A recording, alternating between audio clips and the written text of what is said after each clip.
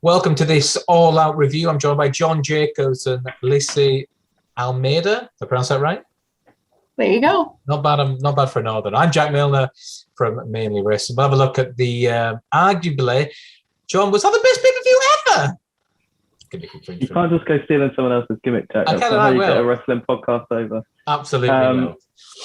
Yeah, look, I loved it. I thought it was brilliant. The last 10 minutes were an absolute roller coaster of emotions. I thought the finish was really well done. And if you're going to put some big stuff somewhere, you're going to put it at the end because that's what people are going to remember. But I really don't think there was a bad match on the card. Yep. You can say Paul White if you want, but that was just perfectly positioned, a 3-minute squash match to calm everyone down before the main event, right? So,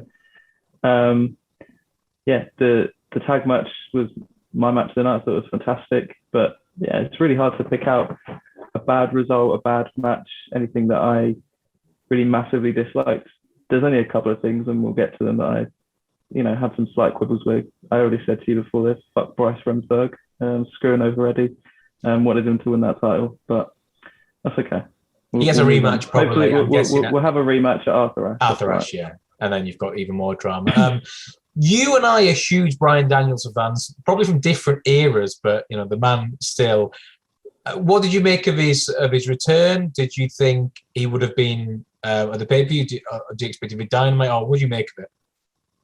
I thought it was going to be there because it had been reported. So yeah, I was expecting it. Then when Adam Cole came out, I thought, okay, well that's the surprise that they're going with. And then Bryan Danielson came out. Sorry. So you said Bryan Danielson, to me, I first knew of him when he came out on episode 1 of NXT. Like, I never watched Ring of Honor back in its heyday. Like, I didn't see a lot of that. So you are right when you say that we can't hit from different time frames. But I was in love with him from that very first time that I've seen him in NXT, when he had that match against Chris Jericho. Remember when he came back in that check shirt, and it made me cry. And yeah, I just thought him coming out, and he was just absolutely on fire, wasn't he? Those kicks in the corner, just flying around the ring. He just looks so excited to be there. And I can't wait to see what he does. Yeah, I'm with you. I'm a huge Ring of Honor fan from back in the day. So Danielson's running 05, 06 was probably one of the best world title runs of all time. Just nobody knows about it. If a tree falls in an empty forest, does anybody actually hear it? So it'll be interesting to see if people go and there's any kind of flashbacks to him and Punk have a bit of a rivalry there in 2004. So interesting if there's parallels there. Lissy, what did you make of the returns, the debuts of Adam Cole, Baby, and Bryan Danielson? I think much like I'm kind of in the middle of the two of you. So I was a big ROH fan back in the days. So when he was the American Dragon there, I was like, just not knowing who he was and starting to go to those shows, I was like obsessed with him. I thought he was amazing. And then seeing him go to NXT, and it's like, I kind of felt like he took a step back going to WWE in the beginning. And then he kind of came into his own, which was nice. But I definitely, I think he's in his element now. Like, I think this is where he belongs. And, he's really going to up the game just overall for AEW, I think. And then, of course, Adam Cole. Well, first and foremost, personally, I think it's a great move for him because, think about it. Like, you can only go so far in NXT, especially with the direction that NXT is taking now. He either has to go to the main roster and kind of fall by the wayside, which we've seen a lot of people do. So I think it's good for him to kind of go reunite with his Bullet Club buddies and, I think he's going to crush it there. I mean, of the two, I actually preferred Adam Cole's debut than being a Dragon fan that I am. I thought Adam Cole came out. First of all, his entrance music is tremendous. He looked phenomenal, and the embrace with Kenny was just, the boys, give me a kiss. I thought it was so cutely well done, and Kenny said straight away, "Best friends. What do you think was going to happen?" Like, okay, yeah. Right, I like what they gave us though. They gave us that little moment where they're like, "Is he not?" And then it's like, "No, he's with them." And the crowd didn't really know how to react. It was like, oh, brilliant. Oh, you bastard. That's horrible. Boy, Jungle Boy. If you're going to get heat on anyone, you get it on the wonderful young baby face that is Jungle Boy. So very, very well done. Just in terms of the division, because you mentioned the schmoz at the end, you had the Jurassic Express, Cage, and Bryan Danielson. What do you think that will happen, John, in terms of how this is going to play out in the next few months? Is it going to be a not like a war games type game, blood and guts. Do you think you could end up in a big blow off with the Elite now having somebody else to feud with almost? Yeah, Sidgwick said on his Twitter, didn't he, blood and guts. Just imagine the next blood and guts match they're going to have. I think that it would be quite cool to have a trios title finally introduced. You could have the Bucks and Adam Cole just go, right, we've lost the tag titles, but we run this company and we're just going to create our own titles and we're going on a tear away with that. I think that would be quite a nice story to tell. Well, you mentioned that. A couple of people that could be in contention for that trios. We'll go through the match order. In the opener, you mentioned Best Friends defeat the Hardy family office. I have been so bored of Matt Hardy for like 3 months now with his new little Hardy family office, but he seemed to be all right in that spot. The Best Friends went over. It's 10 minutes. It was a nice opener. What did you make of that, Lissy? I'm very much with you. I'm so over Matt Hardy. I'm over the office.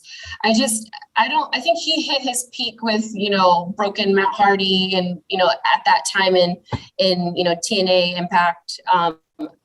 Whoever this version of Matt Hardy is, I'm sorry, I'm not a fan. And I love him, but I think he either needs to be something closer to that version or he needs to be with his brother. Because whatever they're doing right now, I think this directionally, it's just like, I don't think that it's going to draw much, and it's clearly not drawing. It's not interesting me at all.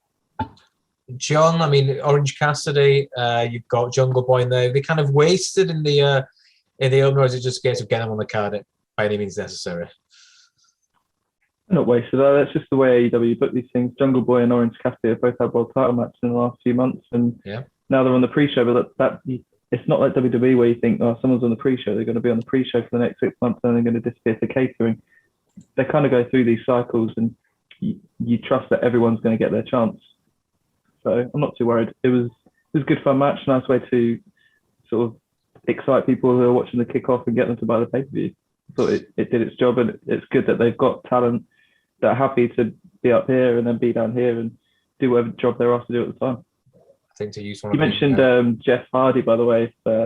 He's been a bad day. Thrown into the 24/7 seed, so maybe he's giving his brother a little side eye. Might be joining over and becoming all elite in the next few months. Could be interesting. You say interesting. Just how? At what stage does the roster become too busy? They brought in the past 6 months. They brought in Christian Cage, Miro.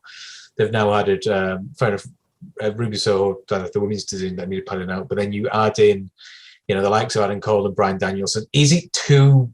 At what stage does it become right? We can't have any more. Lissy?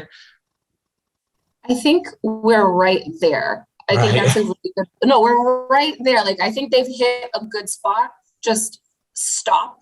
Obviously you think about like the Bray Wyatts of the world and like a couple other people that have come off of WWE that could definitely contribute to the product of AEW. But it's like, where do you hit that sweet spot where it's like, is this WWE Junior or is this like a new product? So I think it's important to keep that balance between their own developed product or folks that have come in from like, international or, developed on the indie scene in the US and not have so much WWE influence. So like I said, I think they've hit that balance right now. They can probably acquire like a couple other key people, but then it's like, you have too many people at the top now. Like you're going to start pushing people out. Like Christian Cage is there and I think he's amazing, but like, I think he needs to take a step back and let the younger, guys come up.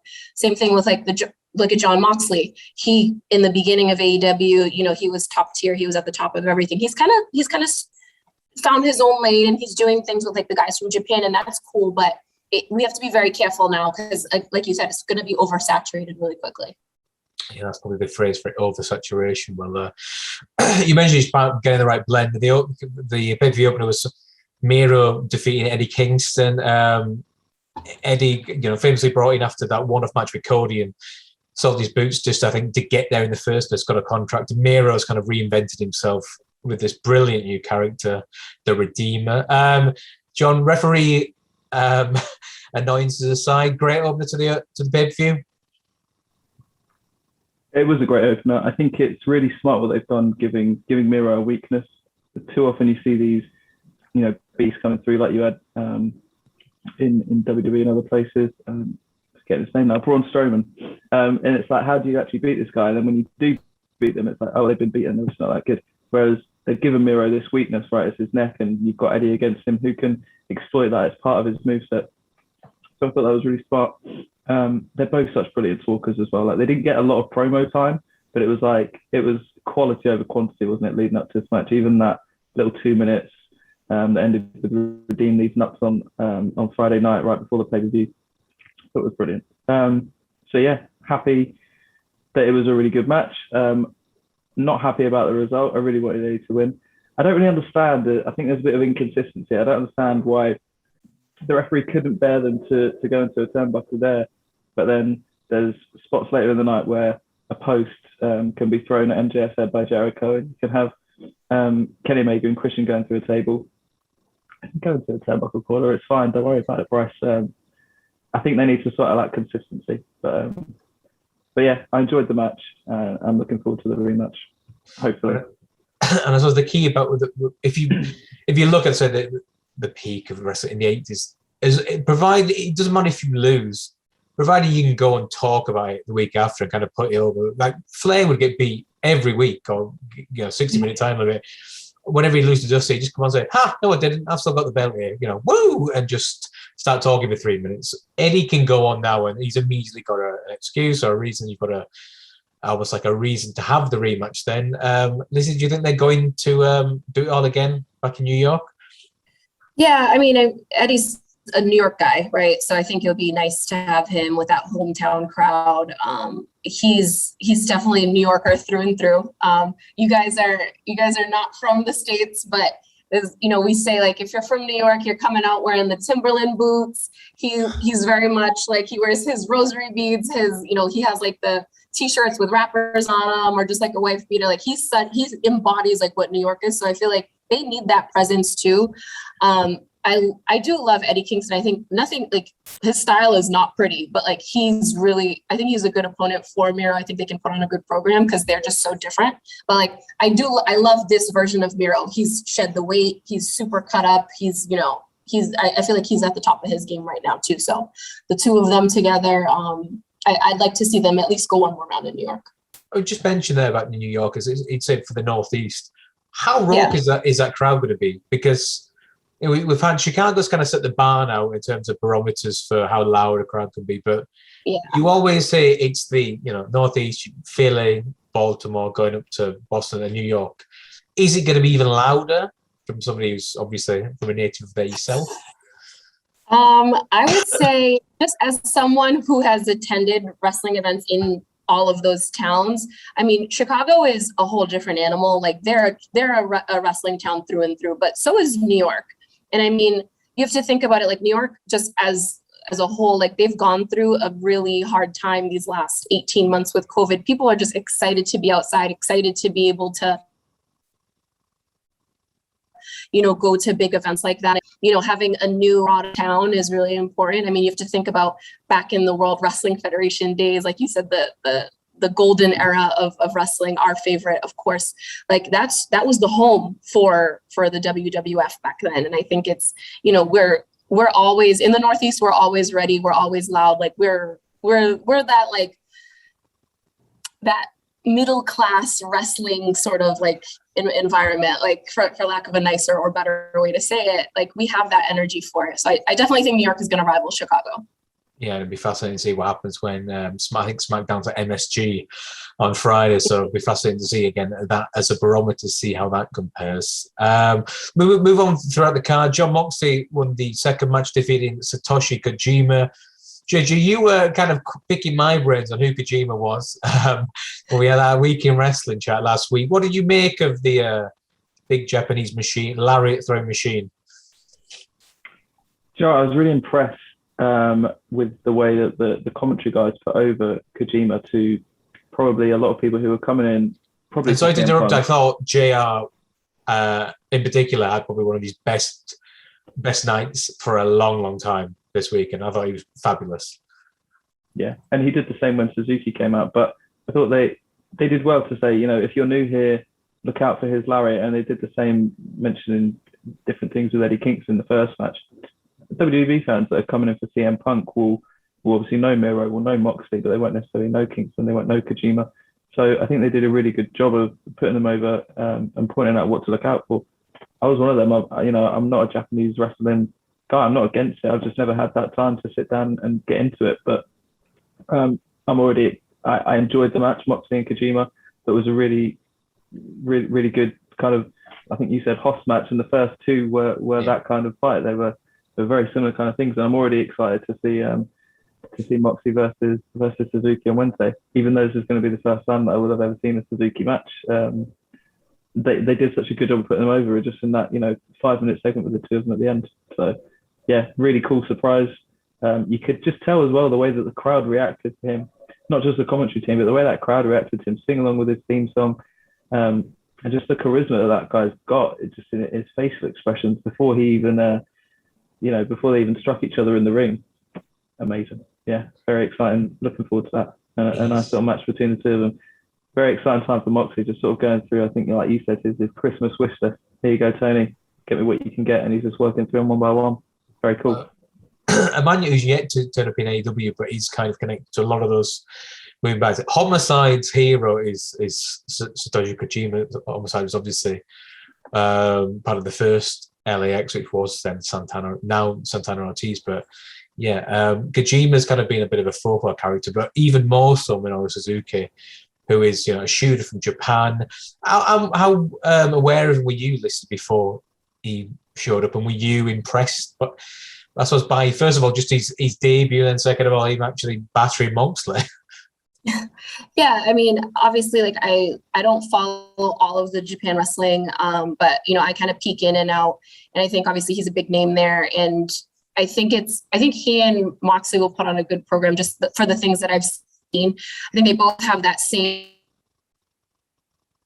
really brutal style where it's like they're just going to beat the hell out of each other. I like to see that. So like you said, I think Moxley being able to have that Japan crossover, it does bring a lot of appeal, and I really like that AEW is bringing in more international wrestlers. I think that kind of sets that flavor nicely. Like I remember when I was little, we used to watch WCW, and they would have they would have their different crossovers. And I used to be excited for it because you think of Japan as like one of the big hubs of wrestling, and, you don't even get exposed to not even 10% of the talent that they have out there. So it's nice to have that crossover appeal.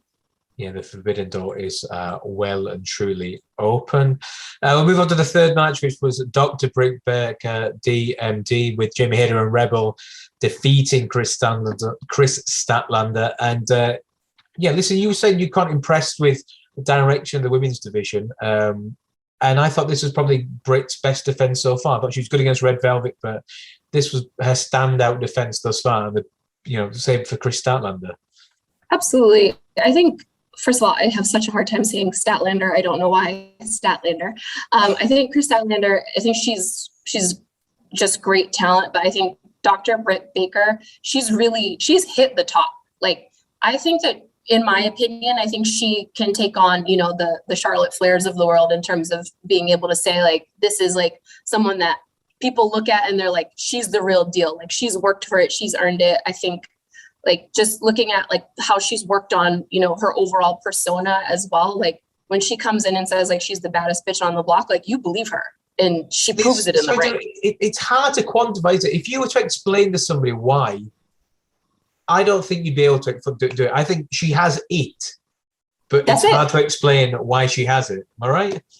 That's it. That's why I said, like, when she says that, like, when she says she's the baddest bitch on the block, like, you believe it, and you don't even need to see her wrestle 100 times to really know it. But it's because she oozes that confidence, and she knows her ability, so she's ready all the time. Like, I really think she's top 3 for me.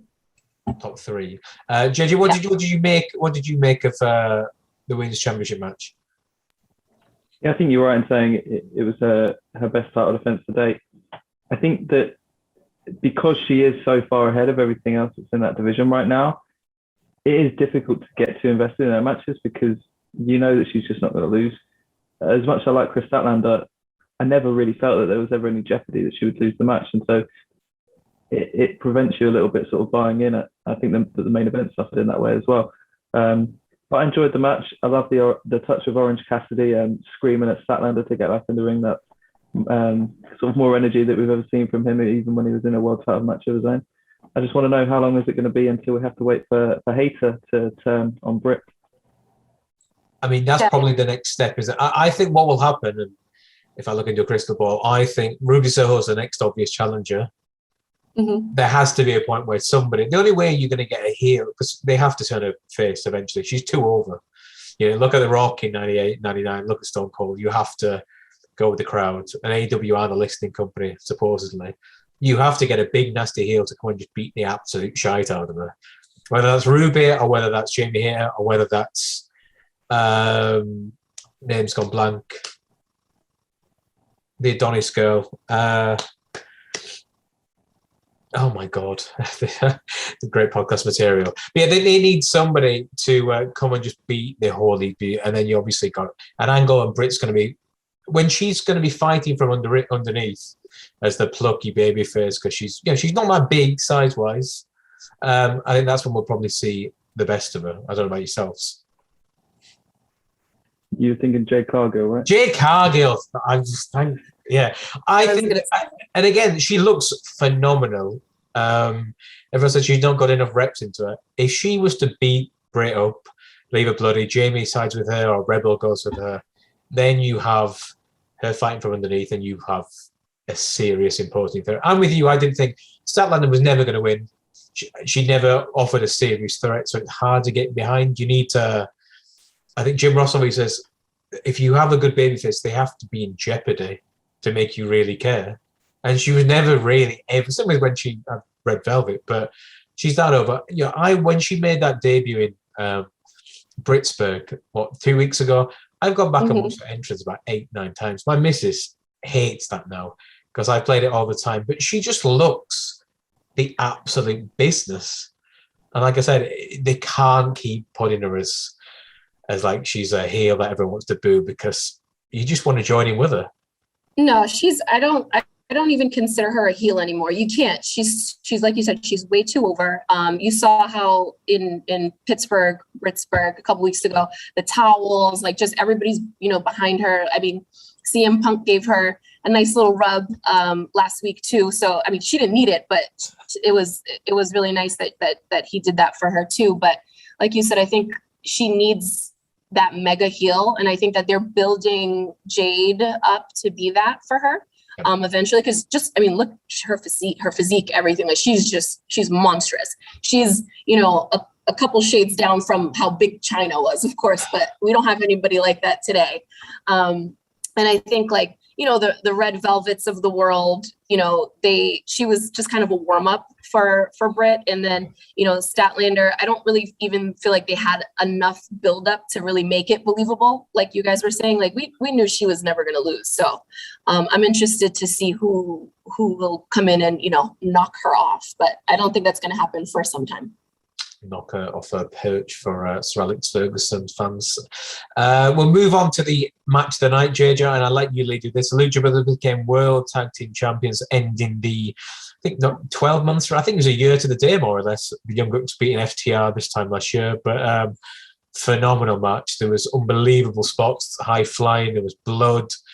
Penta had, serious, I think I hope his eyes all right, because he got a proper smack in the face quite early. And the Young Bucks were at their peak here, if not at their best.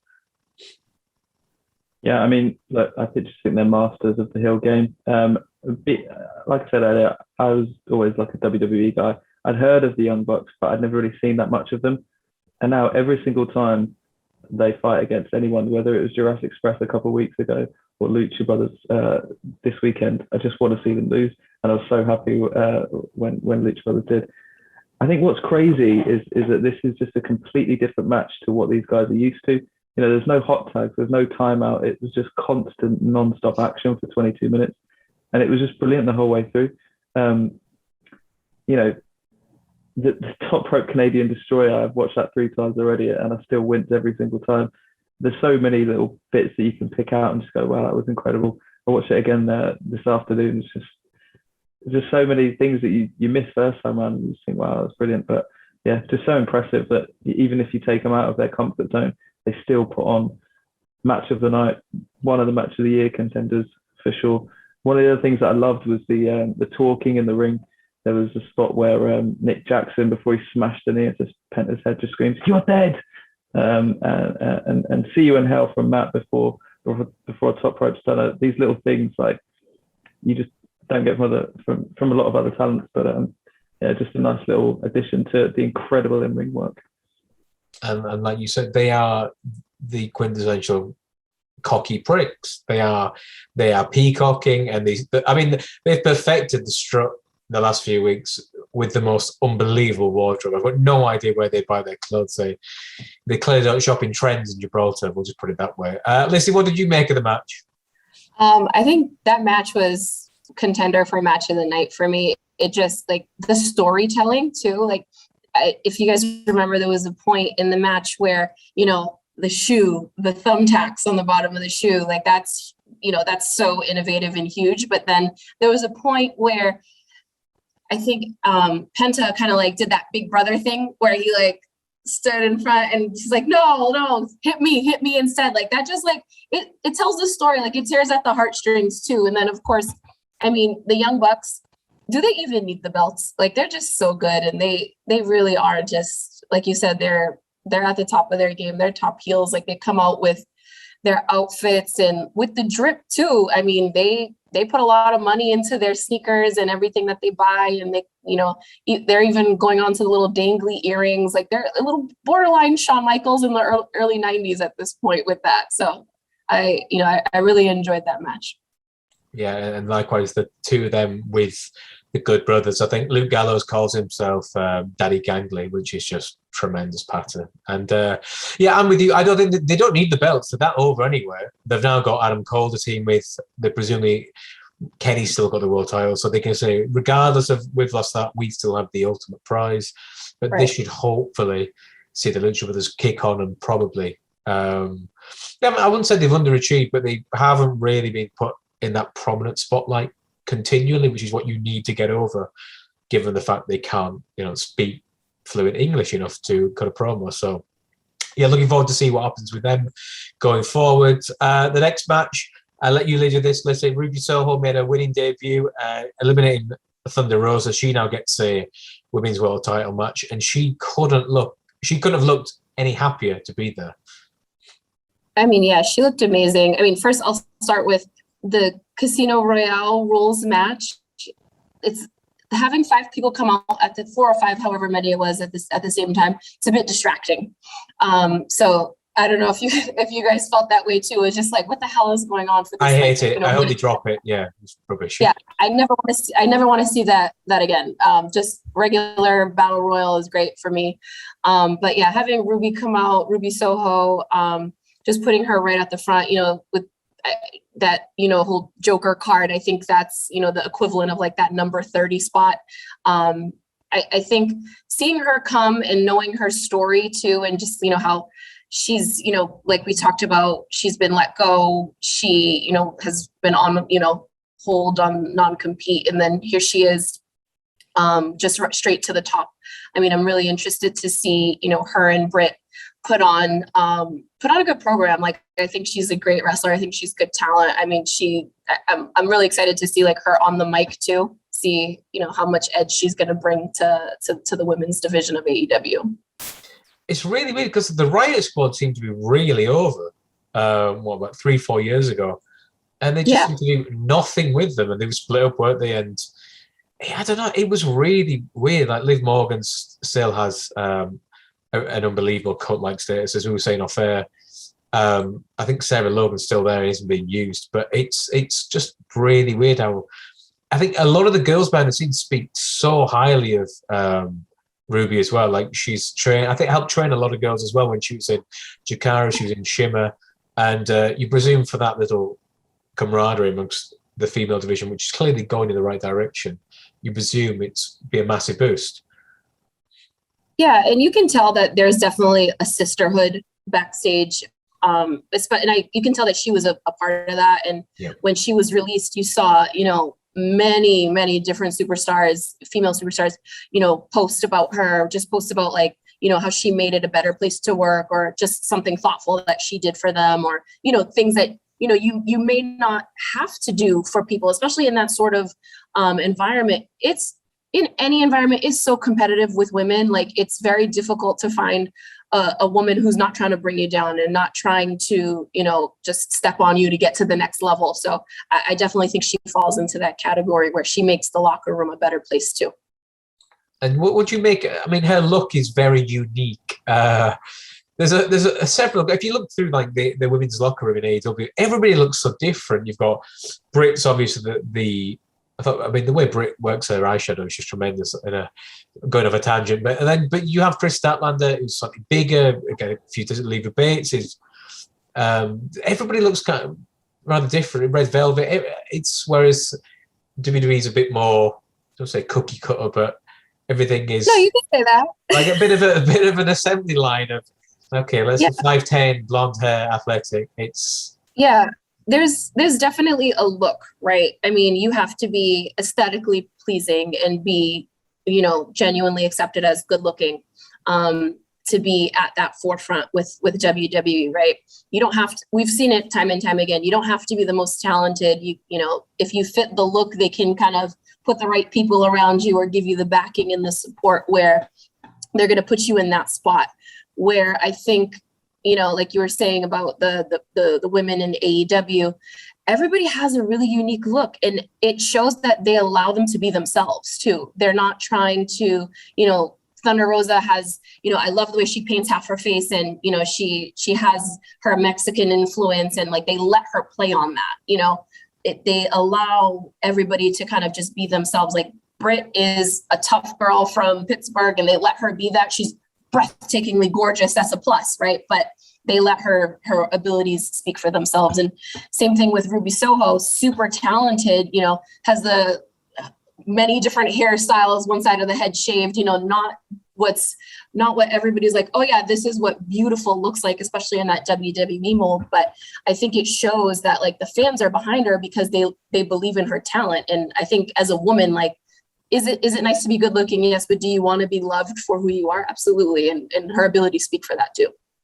Yeah, it was something that always struck me. One of CM Punk's, it did an interview around 2010. He was kind of bemoaning the state of the roster, not in the talent perspective, just how everybody looked relatively the same. 6 foot, well tanned, short back and sides, 6-pack. And he said he was brought up in the AWA where everybody looked different. You had Dick the Bruiser and the Crusher, and then going through, if you look at the WWF in the 80s, you have the Iron Sheik, Andre the Giant, Haku, Greg Valentine, you know, the Honky. Everybody had their own different look and their own gimmick, rather than if you look now, everybody looks. I think Kevin Nash said, like, if you go back to the locker room in the 90s, they all look like they've been bar fights, and now they look like they've been Abercrombie and Finch adverts, which is, you know, if you go back to Bill Watts' Mid-South territory, if you had a bar fight and lost, you'd be fired the next day for fear of hurting the business. It was such a different mentality. Now everyone's far too pretty. I like everybody to have their own different look, but yeah, we'll see where it goes. But it's great to see Ruby in there, and fingers crossed she gives Britt a bit of a run for her money in the next few months. The next match was Chris Jericho defeating MJF by submission.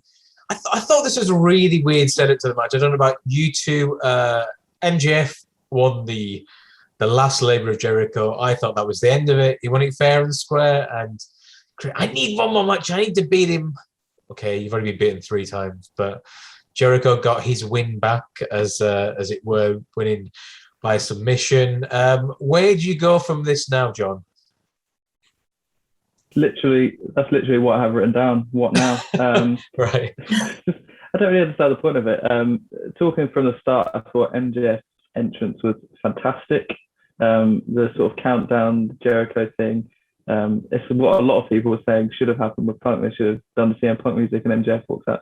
That would obviously ruin the moment, but they've taken that and turned it into something very cool.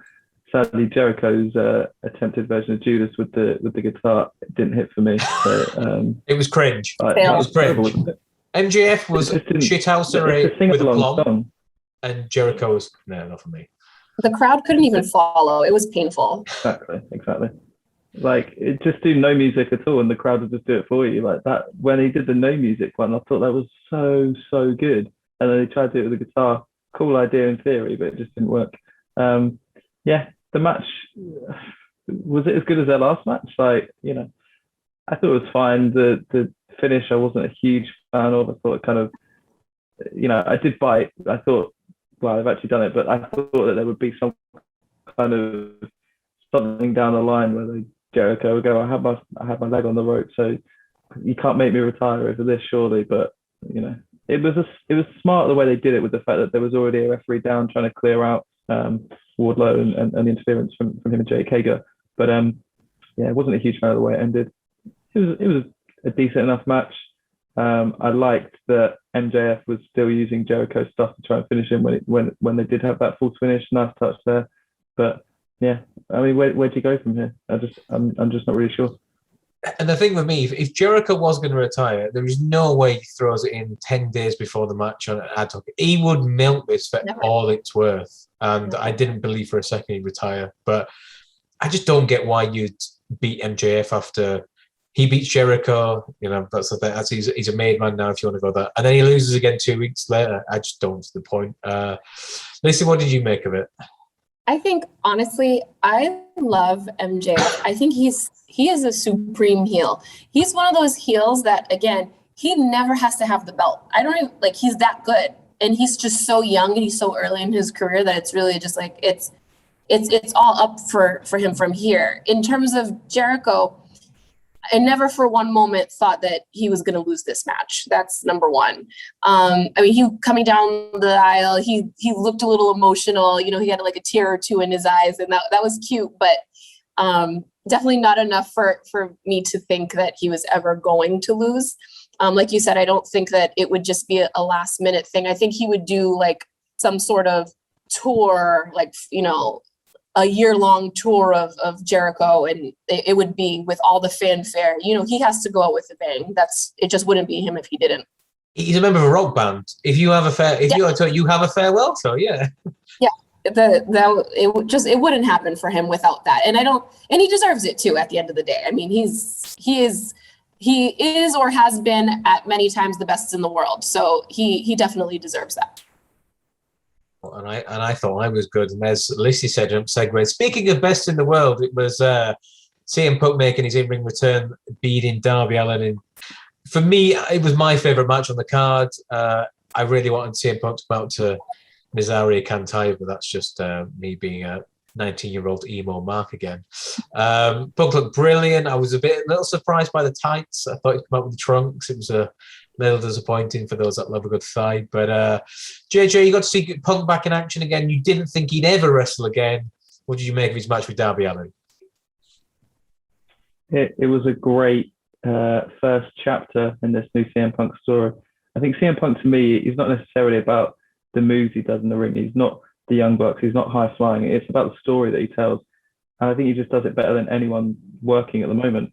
Even though there wasn't much story in this match, it was just, hey, CM Punk's back, let's celebrate, and this match with Darby. But I thought the story that they did tell, and the little spots and facial expressions, the sit down at the start and then they both jumped up together, the opening salvo, which was a throwback to the Bret Hart versus 1-2-3 kid back in '94, was it? Very cool. The sit up from the coffin drop spot, just all brilliant. And yeah, it was just a lovely little story told. Only 12 minutes. It didn't go longer than it needed to. CM Punk looked fantastic. Both of the go to sleeps look great. Yeah, really, really, really nice story. And I'm just so happy to see him back. And I'm really excited to see where he goes next. There were two for me. The go to sleep when Darby fell out the ring was tremendous. You mentioned the Bret Hart throwback with him and the kids, where he's gone for a lockup, arm drag away, blimey, I've got to take him seriously. But the sit up out of to avoid the coffin drop was, absolutely sublime. I haven't seen that done before, so genius. Lissy, was this your match of the night, or did that rank elsewhere? I'm not going to say it was my match of the night. I mean, it definitely was not disappointed. I think the objective of this match, really, like you said, there was not a lot of story, not a ton of build up, but it's really to show that, does Punk still have it? Yes, he really hasn't missed a beat. I mean, I know that, he's gone back and forth with folks online and, talking about how people bash, and stuff like that. And I think some people get like too invested. Like the trunks didn't bother me. I couldn't care less what he's wearing. I mean, I think it's a nice switch up, right? Punk you haven't seen in 7 years. Maybe he's going to wear long tights. That's fine. I mean, he's redefined himself in so many different ways, right? I love Darby Allin. Like you said, definitely that emo kid in school. I mean, you look at him, he doesn't look like he should be a wrestler. He doesn't look like he should be able to do all the things that he can do in the ring, but I mean, he's got it, and he's got a long career ahead of him with that.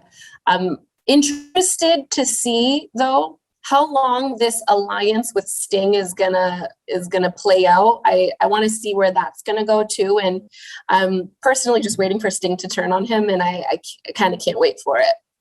You think Sting will Sting the icon, the baby face of a lifetime? I don't know, or maybe they'll have him turn on Sting. I mean, if Sting's gonna be back at this age, you might as well have some edge on him, like make it interesting. And you mentioned Punk's yet to really, it's kind of like being welcome back and happy, nice day. Somebody's going to attack him and get a lot of heat in front of a live audience where they're going to really bloody him up. It's just a question of who. Will it be the Elite? Will it be somebody like a Malachi Black? Could it be Miro? Who would you have? I think I can't, for now, I just don't see it being the Elite just because they've established themselves into that feud with the Christian Cage and the Jungle Boys, Luchasaurus, that group with, now Daniel Bryan's there, and I'm sure we'll get there, but I think I'm going to take them out of that equation. I mean, we're looking at Miro, like who's his next opponent? I mean, we don't see a ton in the future for him. And then Malachi Black is kind of coming off of the whole, Cody Rhodes, Arn Anderson, that timeline. So I think that's coming to an end. So, I mean, I would love to see him and Malachi Black put on a program. I think it'd be really interesting. They both have that kind of like mixed martial arts, hint to their style. And they're both, they both are in the darkness. So I think both of them would, really put on a good show together. Miro as well. I mean, he's such a good shit talker. And I mean, Punk is amazing on the mic too. So I'd love to see the two of them go at it as well. I think Miro's been, I don't say pigeonholed, Miro's been booked very well in terms of, this is like what the world television title was back in the 80s and the 90s, where he can go and take a don't say lesser, a guy in the mid card who he's expected to lose and make them look better in defeat. They're going to get that shine just by kind of giving him a scare. So I'd be interested to see. I think Punk's, I expected to go in a bit of a program. Cody's interesting because Cody is still very divisive. And, if you look at the fact that Punk tried to remake the system at WWE 10 years ago. He dropped the pipe bomb, he stayed because he was a locker room leader, but he couldn't get it done. Cody went and set up a new company and provided a home for all these vanilla midgets, people who weren't in Vince's good books, the indie darlings. I'd love to see Cody and Punk sparring back and forth the microphone. I think they could have a few really good singers against each other. Singers is such an American word. I don't know where I got that from. They could really proper like rig ticklers, and you could see Cody's kind of flirted with going full heel before, and if he goes up against Punk, that would probably be the guy that said it, kind of confirming it. What do you make out, JJ? My next pitch for CM Punk is Scorpio Sky and Ethan Page. They've just I don't like them two at his all. Name escapes me, but they're Scorpio Sky and Ethan Page, the men of the hour or something. Yeah, right. But they've just started this kind of like UFC kind of MMA style little faction that they're doing. They could tie into that. Yes. Go, look, you failed in the UFC. We're actual MMA fighters, and we're going to take you out, and we're going to kick you out of this company. You don't deserve to be here. We're real men. You're not. It's just a start of feud. I don't think they're going to push into the likes of Miro yet, because that's two people that you don't want to see lose at this point in time.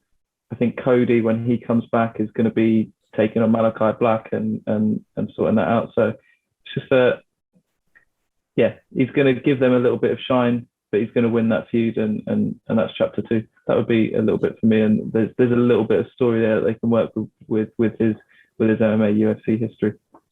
Yeah, Lance Archer was previously involved in that as well. Interesting to see what happens with him when he comes back. Move on to which is normally the popcorn match, or nip to the bathroom before the main event. Paul White defeated QT Marshall in his AEW in-ring debut. 3-minute job, as you predicted before, JJ. Just a quick. They didn't go longer than they needed to. There's a couple of bit of shenanigans, but choke slam 1, 2, 3 done in 3 minutes. Yeah, I mean, apparently this didn't have a match time on the board backstage. It was just a case of if some of the other matches go long, if some of the other matches go long, then this is going to be a 30-second squash. If you have to do 10 minutes, you have to do 10 minutes. But 3 minutes, it was fine for what it was. I mean, nobody massively wants to see Paul White in a massive spot like this. Not a massive spot like this, but a big pay-per-view like this. But I guess it's another one of those things that it's maybe nice for the casual WWE fans to see a face that they know. And it was a simple match, so a simple story, and didn't go longer than it needed to. So fine in my book.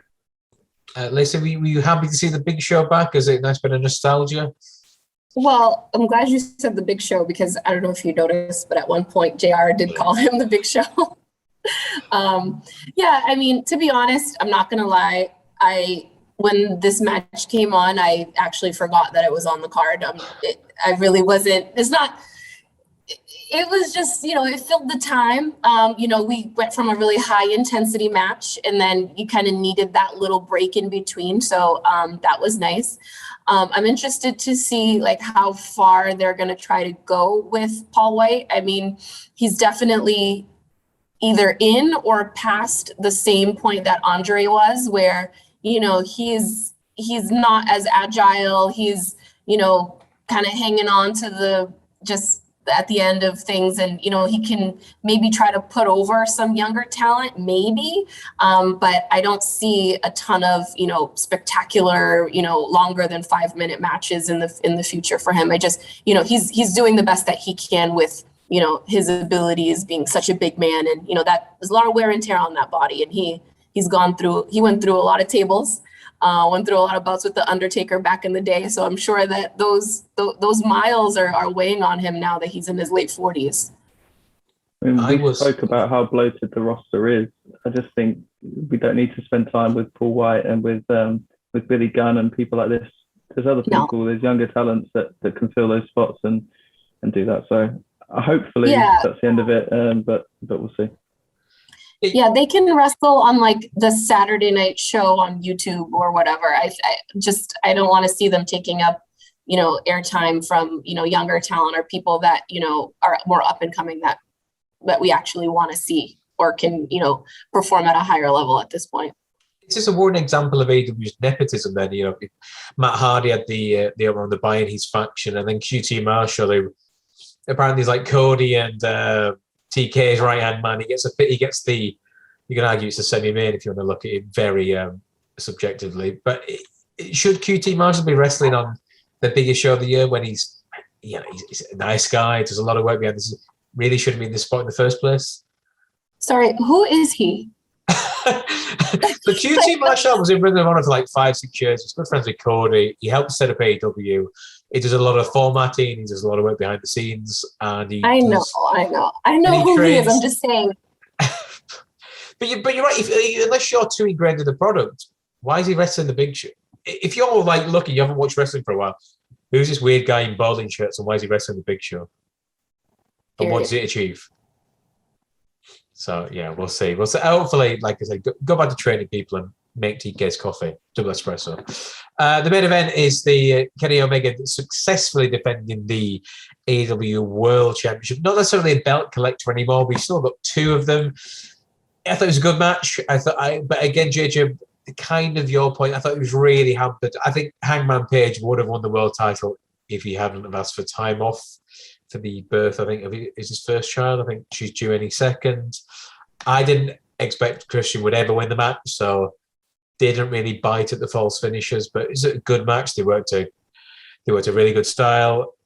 you mentioned earlier about the table spot, that if you're watching that objectively, we've been brought up through WWE conditioning. That should be immediate DQ. Like that's it's a foreign object if you want to look at it like that. But yeah, good match, but it wasn't a barn burner, especially when you've had Punk, you've had the 5-star match in the cage. I mean, look, it was probably a very tired crowd by this point, almost a 5-hour show. They've just seen their hero, come back after 7 long years out. Not a huge surprise that the crowd weren't as heated for this as some of the matches. It was a good match. You said there that if Hangman hadn't have asked for time off, he probably would have won the title. But then if he had, then we wouldn't have got the amazing things that happened after the match, would we? So let's fair play to Christian. When this match was announced, everyone was like, no, that can't actually be the main event, can it? They can't do Christian versus Kenny. But they did. They built it well as they could have done, considering the fact that we know that Christian was never going to win the match. And they put on a good match. Christian, again, is someone who's been out of the ring for 7 years, let's not forget. And he's main eventing a massive pay-per-view against Kenny Omega and putting in a fantastic match. So fair play to him. I thought, enjoyable. Yeah, I just think it's really weird to think that he made his return 7 years out, and it was, in front of an empty crowd for the Royal Rumble last year. That's so weird. When you look at Edge's return 12 months before. It's, bizarre. But yeah, great match. Lissy, what did you make of the main event? Yeah, I mean, I think it was a solid match. I definitely agree. I don't really feel like it had that main event feel. It was a bit slow for me. It was a long watch. And I also attribute that to the fact that this pay-per-view was long as hell. I mean, it was over 4 hours. Like, that's a lot of content. There was, we had that huge cage match. We had, a lot of, Punk coming back. Like there was just a lot of highs. So it's very hard to compete with that just in general. But I think just the amount of time and just watching it, it was like, about halfway through, I was like, okay, when is this going to end? We knew Christian wasn't going to win. I think, obviously I love Christian. We all grew up watching him and Edge together, talking about how Christian is definitely, I think he had the better parts of his career in TNA Impact, right? So like, I don't necessarily look at him and, being like a WWE fan, he didn't stand out there. But for me, his best time was an Impact. So it's nice to see him back. It's nice to see him back with that belt too. So, I'm looking forward to seeing Christian more on Impact than I am in AEW. I think he needs to fall back now, especially with some of these newer guys that came up, like I said, he maybe he has a couple of years left. He should be putting over the younger talent. He still can contribute in a really solid way. You see, he still performs at a high level, but I don't want to see him in many more AEW main events. Yeah, saying to JJ, for me, he had my favorite Dynamite match of the year when he beat Kazarian. A couple of months ago, and that was a slower style. They built it quite well, but you expect him to have a feud with Jungle Boy. He was called by Vince McMahon the creepy little bastard. And he would shine a dot on the screen saying, can we get rid of his face? Vince never liked him. Hence why he had to go to TNA and become a world champion. Feuding with Jeff Jarrett in 2007 isn't anything spectacular, but it elevated to him. But he isn't the guy who was going to beat Kenny Omega for the world title. But the match were kind of, it was made up for by the aftermath. We had Adam Cole debut, and then we had Bryan Danielson debut. JJ, what did you make of, first of all, when Adam Cole debuted, I know you'd read that he was about, did you still think we'd get Dragon making his debut and showing up? Or what do you make of the way that they booked the finish and the aftermath? No, I bought it when the lights went out and it was Adam Cole's music that hit. Yeah, I thought that was it. I thought that was the route they were going down. You pointed out to me, which I didn't pick up on, that the hint was there when Adam Cole came out, because he came out through the hill side of the tunnel rather than the face side. Didn't notice that at the time, but yeah. I bought it. I thought it wasn't going to happen. I thought we were going to have to wait for Daniel Bryan until after Ash, so delighted that we didn't. And I think that with Daniel Bryan and potentially Adam Cole, it's almost bigger than CM Punk in the sense that Daniel said in the post-match interviews and stuff, like, he loved his time in WWE. He had a great time there, but he saw the amazing stuff that's happening at AEW, and he wanted to be a part of it. CM Punk was never going to go back to WWE. He hated it there after the way that they treated him and the way they treated his wife and the questionable timing of the way that they ended things there on his wedding day. He was never going to go back. Coincidence, pal. Okay. Just a coincidence. Yeah, sure. It was either he was going to go to AEW or he was never going to wrestle again. But Daniel Bryan, sorry, I'm going to have to get used to this. Bryan Danielson and Adam Cole as well. His full title, the American Dragon, Bryan Danielson. and Adam Cole as well. Like Vince tried to offer him everything, pitching storylines, and he said, "I want to go to AEW." So I think that's a really huge statement for AEW, just to say, that they really are building something special over there, and it is genuine competition now. I mean, not that there was any doubt in my mind, but yeah. Exciting. You would love a penny for like Shawn Michaels and Adam Cole is Shawn Michaels and Triple H's boy. Adam Cole is Shawn Michaels at 30 years on, and Triple H has built NXT as his own. That's going to change. They're going to have different type of athletes there. You wonder if he just saw the writing on the wall and thought, well, what's going to happen to me? Did they just stick like a gimp mask on me and put me on Raw? Or do I stay here wrestling Johnny Gargano for the next 5 years? So, Lissy, what did you make? Do you happy to see Adam Cole and Bryan Danielson in AEW, or did you want them to stay for a bit longer up north? Yeah, I mean, first and foremost, just having both of them premiere, cut the same night within the same segment, that was a lot. That was an emotional roller coaster in itself, right? But I think seeing Adam Cole come to AEW, I mean, of course, Britt Baker's there. That's, great for him. They get to travel together and things like that. That's that side of things for me. But beyond that, it really just shows that WWE is not the be all end all of things anymore. Especially he's someone that, of course he had a career before he came there, but like you said, he's Shawn and Triple H's boy. And, to show that Vince was talking to him and trying to, throw everything he could at him to try to get him to stay, it really just showed that he knew he wasn't going to be happy there. And he knew he was going to get tied up in a big contract and, just not be happy with the product or not be happy with his work. And he's arguably entering his best years, right? So I don't blame him. I don't want him to waste that time kind of trying to fight for that top spot where, go up and what's he going to do? Be buried by Roman, or even worse, have the older talent, the nostalgia talent come back and, just have to compete with that too. So there's not a lot of room at the top in WWE. I think it's a little bit more spread out in AEW, and it shows that for him. And then just on the side of things with Bryan Danielson, so ecstatic to see him in AEW. I think this is his vibe. He still has a lot to go. I mean, he's still fairly young, and, obviously he's been wrestling for 20 plus years at this point. He brings all that experience, but I think he's an indie wrestler at heart, even though he spent all that time in WWE. And I think that this has his vibe, and it's young, it's fresh. And I think it's going to be that good third chapter in his career that he's looking for. Well, with Danielson, he's a borderline Marxist. He's very much of a left of centre. He's not a big fan of big commercial, which, to be fair, he worked that into his brilliant last world title run with the Fickle. That was brilliant. So he's never really been one for corporate America. When he won the ROH World title, he actually did a promo in the ring saying, "This belt represents wrestling freedom, and that's what I'm all about." I'm not interested in this.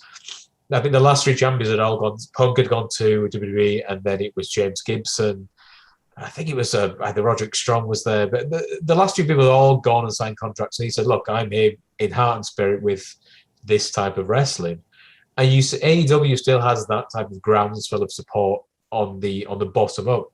So I think he'll be, like a pig in chardonnay, to quote Stephen Fry. I think he'll be absolutely in his element. And Danielson's always said he just wants to wrestle more than anything. And he's trying to pull a few strings. He's had a few different programs, and he had a miniseries with Drew Gulak on SmackDown at the start of the year, but he's not really been used to how he'd like. Danielson probably just wants to wrestle 15, 20 minutes a week on TV, and you presume he's probably ironed out a few things with TK to get his wish. But I can't wait. Again, I was brought up with Punk and Danielson and AJ Styles and Ring of Honor 2004, 5, 6. All you need now is Roderick Strong and Samoa Joe to really pull the nostalgia act. But I can't wait. I can't wait to see who he wrestles with. The way he was kicking Nick Jackson around the ring on Sunday was phenomenal. And you just think you immediately think there's going to be a program there with the Elite and this makeshift faction. I mean, JJ, you were never there. Lissy, were you there at WrestleMania? Was it WrestleMania 30 when he had his moment? I know you were there this year. Have you been to other ones as well? Yeah, I went this year, and then I went to the previous one in New York. That was when, was that Kofi Mania?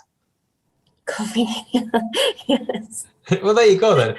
And Danielson, I think the way he had that wild title reign, because he beat AJ, didn't he? And then he got on that route with Big Heater afterwards. So you presume when he has a little bit of stroke and he can kind of leverage, I think him and Kofi are good friends as well. So, he'd probably be pushing to have that program happen. But Right. yeah, I think he's a bit of a genius wrestling wise. So you presume there's a lot more to come from him. I can't wait. I don't know about yourself.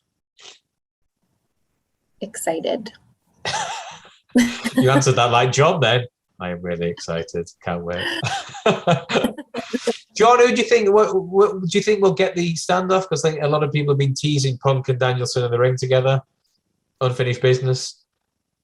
I'm sure we'll get it at some point down the line. But quickly, did they ever have a thing in WWE? I checked out by then. Did they ever have a thing in WWE together?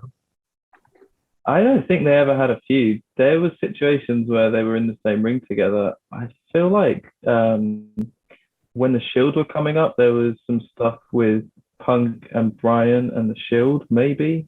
But right. I might have just made that up in my head. But they were there at the same time. But yeah, I don't recall a feud between them. Yeah, they definitely crossed paths, but I don't think they didn't put on anything that was any long matches or anything like none of their ROH stuff. I think it would be nice to see that come back a little bit though. I mean, if you're playing on the nostalgia card, but I think they both have a lot to contribute in different areas as well for AEW. So maybe they'll hold off before they put the two of them in together. Yeah, I can imagine CM Punk will be a bit more of a special attraction, whereas Daniel Bryan's probably the sort of, like you were saying, Jack, the guy that's going to be wrestling 20-minute matches every week on TV. So probably unlikely to see them cross paths straight away, but definitely a couple of years down the line. But they've both got a fair few years left in them. So yeah, just looking forward to see what Tony Khan comes up with his crazy mind. Yeah, trust the process. He's done all right so far. Just to finish off, looking further afield, the next AEW pay-per-view will be Full Gear in St. Louis, November the 13th. Listen, give us some predictions for, first of all, who do you think will be taking on Kenny Omega for the world title? And then give us a couple of programs, matches you think might be on the card. Well, for Kenny, I think we're talking 2 months from now. So if Paige is back, I'd like to see them resume their feud. I think that would be a nice little program. Like you said, you'd think that he would, Paige would have took the belt off him. I agree. And then, sorry, what was the second part of your question? Just in terms of who do you think might be on the card? So if I'm going to have a guess, I think Santana Ortiz might start something of a bit of a rivalry with the Lucha Brothers. And yep. I think they have to build a big monster heel for Britt. Yeah, build the monster heel for Britt. So I think they're going to hopefully get behind Jade Cargill. Like I said, I'd like to see them put something on. But I think Jade needs to she needs to have a lot more squash matches. She's had a lot of promos and she does a lot of chat, but not a lot in the ring yet. Yep. They had that a little bit of attention back around her, several months back with Shaq and when Red Velvet and Cody and things like that. So, if they start to build her up again, I definitely think that she can take on Britt. Because who's going to knock Britt off otherwise? And then definitely Santana Ortiz, that whole New York, build that up for that feud. And then do that kind of that Latin American thing too, where you have the Lucha Brothers representing Mexico, these guys representing, the Puerto Rico and, that sort of thing. I think that would be like a cool feud as well. Go back to the Los Boricuas days back in WWE. But otherwise, I mean, I definitely see that for them. JJ, a couple of predictions for the next pay-per-view? Yeah, so I guess is it Hangman's time in 3 months when we have the next pay-per-view? It must be, right? I mean, it should have been this time. Have they got enough time to heat this thing up again? And I mean, I guess they don't really need to heat up again. Everyone wants to see it, but it's just going to be interesting, the story that they tell. In terms of Britt Baker, yeah, I think Jade Cargill could be the monster heel. If not, like we already alluded to, Jamie Hayter, but I think that might be a program for a little bit further down the line. I think they're going to sort of build that faction. I think with Cargill, I would like it to be her that takes it off her, and I don't know if they're just going to wait for that a little bit until she's at that level where she can. So I'm not sure if it'll be her next time. I think it'd be quite nice to see Hayter turn on her, because she's kind of wasted just sort of being her bodyguard, right? She's a really good talent. I think it'd be quite cool to see her in that picture, and then maybe 3 months after that we could see Jade Cargill get to that point where she takes it off her, maybe. Tag, yeah, that tag division, there's not really many other ways you can go, right? The other sort of main threats have got a major injury. And the other thing that we haven't mentioned is Miro. Who can we see him feuding with in 3 months' time? Or if the TNT title's still on him, do you think he'll still be holding it in 3 months' time? I think he'll still be champion. I think it'll be like an attraction. They'll be battering people much smaller than him on a weekly basis. The interesting, there's people we haven't even are on the roster who are brilliant, haven't even been mentioned. Sean Spears, Pac, what happens with Andrade, Lance Archer's come back, Sammy Guevara. This roster is huge, and it's going to be very difficult to placate all these big egos. It's all right signing them to big contracts, but it's then making sure, Jim Ross always says it's two things that upset wrestlers. It's cash and creative.